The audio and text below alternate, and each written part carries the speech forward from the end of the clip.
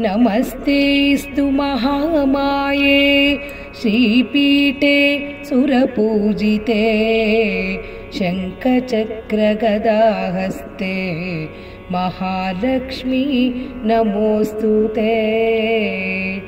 नमस्ते गरुडारूढे कोलासुरभयङ्करी सर्वपाप हरे देवी महालक्ष्मी नमोस्तुते।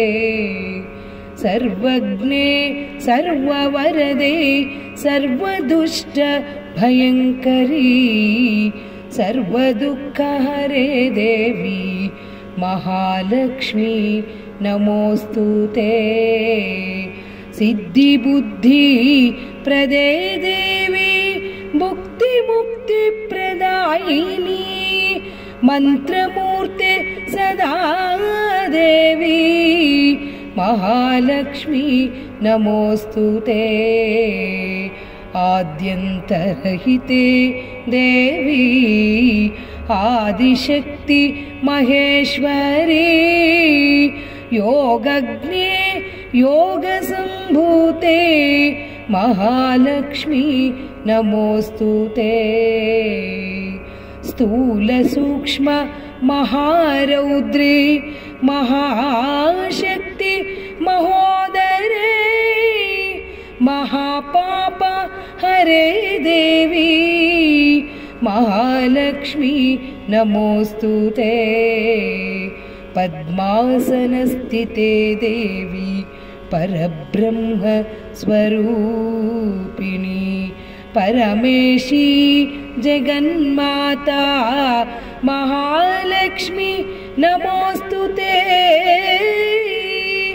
श्वेतांबरधरे देवी नानालंकार भूषिते जगस्थिते जगन्माता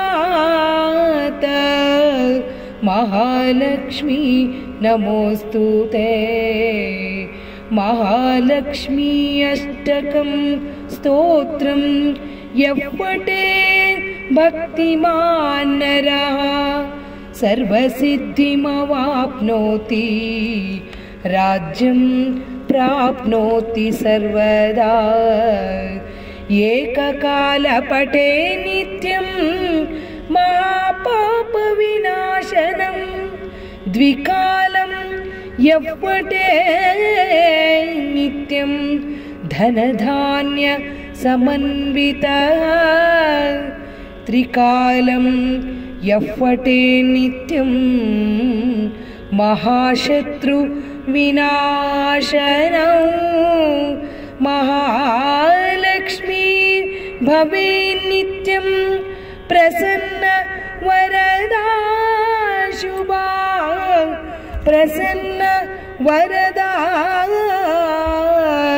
शुभा प्रसन्न वरदा शुभा।